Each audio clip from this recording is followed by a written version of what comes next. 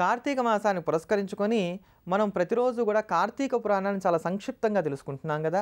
ఆ క్రమంలో ఈ రోజున కార్తీక పురాణంలో ఉన్నటువంటి 16వ అధ్యాయ విశేషాల గురించి తెలుసుకుందాం. పూర్వం మతంగముని యొక్క ఆశ్రమంలో మహర్షులందరూ కూడా కలిసి కార్తీక మాసం వచ్చింది కదా, ఈ కార్తీక మాస శుభ సందర్భంలో మనందరం కూడా మహావిష్ణువుని ఆరాధన చేద్దామని చెప్పని ఆ మతంగాశ్రమంలో ఉండేటువంటి మహావిష్ణువుని రోజు కూడా పూజిస్తూ సాయంకాలం వేళ పురాణాన్ని చెప్పుకుంటూ ఆనందంగా కాలం గడుపుతున్నారు. ఇలా ఉండగా ఇందులో ఒక మహర్షి అన్నాడు, ఈరోజు కార్తీక పూర్ణిమ. కార్తీక పూర్ణిమ రోజున స్తంభదీపాన్ని గనక విష్ణుప్రీతిగా వెలిగించినట్లయితే మహావిష్ణువు చాలా సంతోషపడతాడు గనక స్తంభదీపారాధన చేద్దామన్నారు. ఈ స్తంభదీపారాధనే ఇప్పుడు మనం చూస్తున్నటువంటి ధ్వజస్తంభం దగ్గర పెట్టేటువంటి ఆకాశదీపం. అలా అనుకొని ఋషులందరూ కూడా కలిసి ఒక మంచి స్తంభాన్ని వెతికి తీసుకువచ్చి దీపాన్ని వెలిగించారు ఆ దీపం మీద. అలా దీపాన్ని వెలిగించి వీళ్ళందరూ కూడా వెనక్కి వచ్చి తిరిగి పురాణం చెప్పుకుంటూ ఉండగా హఠాత్తుగా ఆ స్తంభంలోంచి ఒక అద్భుతమైనటువంటి పురుషుడు బయటకు వచ్చాడు. అలా బయటకు వచ్చి, ఓ ఋషులారా, మీరు స్తంభాకారంలో ఉన్నటువంటి నా మీద దీపం పెట్టిన కారణం చేత నాకున్నటువంటి జన్మ సుకృతమైనది. ఇదిగో ఈకున్నటువంటి నా యొక్క ముద్దు స్వరూపం ఏదైతే ఉందో ఇందులో నుంచి నేను బయటపడ్డాను. పూర్వజన్మలో నేను ఎవరికైనా సరే ఏది కూడా ఇవ్వని కారణం చేత, ఇస్తానని మాట తప్పిన కారణం చేత పెద్దలందరినీ అవమానంగా చూసినందుకు గాను, నాకన్నా కూడా చిన్నవారు ఎవరైతే ఉన్నారో వారి గౌరవించి పెద్దవారందరూ కూడా కింద కూర్చోబెట్టడం, వారి ముందు కాలు మీద కాలేసు కూర్చోవడం, ఇట్లాంటి అనేకమైనటువంటి అనాచారాలు చేసినందుకు గాను నాకు ఇదిగో ఈ దుంగలాగా ఈ మొద్దులాగా ఎప్పటికీ కూడా పడి ఉండేటువంటి జన్మ వచ్చింది. అనేక జన్మలెత్తిన తర్వాత పైగా ఈ జన్మ వచ్చిందయ్యా. ఎన్ని కాకి జన్మలెత్తానో ఎన్ని కుక్క జన్మలెత్తానో కూడా లెక్కలేదు. కానీ ఈ కార్తీక పూర్ణిమ శుభవేళ మీరు నా మీద దీపం ఉంచినందుకు గాను నాకు పూర్వజన్మ స్మృతి కలిగింది, ఇంతటి దివ్యాకృతి కలిగిందని చెప్పగానే ఆ ఋషులందరూ కూడా అప్పో కార్తీక పూర్ణిమ దీపం ఇంత గొప్పదా అని ఆశ్చర్యపోయారట. అందుకని ఈ కార్తీక దీపాన్ని ఖచ్చితంగా వెలిగించాలి అని చెప్పని మనకి కార్తీక పురాణం తెలియజేస్తోంది. కార్తీక మాసానికి సంబంధించినటువంటి మరిన్ని విశేషాలు తెలుసుకునే ముందుగా ఈ కార్తీక శుక్రవార శుభవేళ అమ్మవారికి సంబంధించినటువంటి లలితా సహస్రనామాన్ని శ్రవణం చేద్దాం, ధన్యులమవుదాం.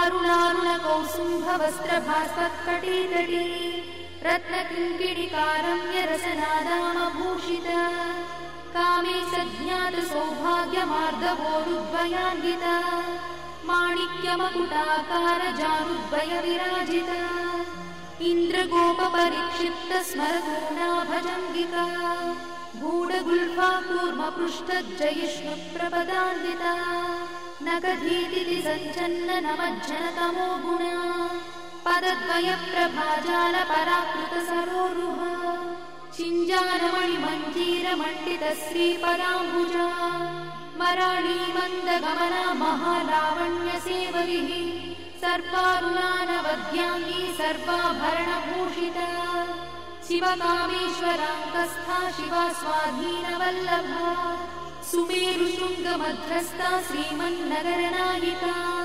చింతామణి గృహంతస్థా పంచబ్రహ్మాసనస్థితా మహాపద్మాటవీ సంస్థా కదంబ వనవాసిని సుధాసాగర మధ్యస్థా కామాక్షి కామదాయిని దేవశ్రీగణ సంఘాత స్తూయమానాత్మవైభవ భండాసురవధోద్యుక్త శక్తి సేనా సమన్వితా సంపత్కరీ సమారూఢ సింధురవ్రజ సేవితా అశ్వారూఢాధిష్ఠితా స్వకోటి కోటి విరావృతా చక్రరాజరథారూఢ సర్వాయుధ పరిష్కృత గేయచక్రరథారూఢ మంత్రిణీ పరిసేవిత గిరిచక్రరథారూఢ దండనాథ పురస్కృత జ్వాలామాలిని కాక్షిప్త భక్తి ప్రాకార మధ్యగా భండ సంయవధోద్యుక్త శక్తి విక్రమహర్షిత నిత్యా పరాక్రమాటోపనిరీక్షణ సముత్సకా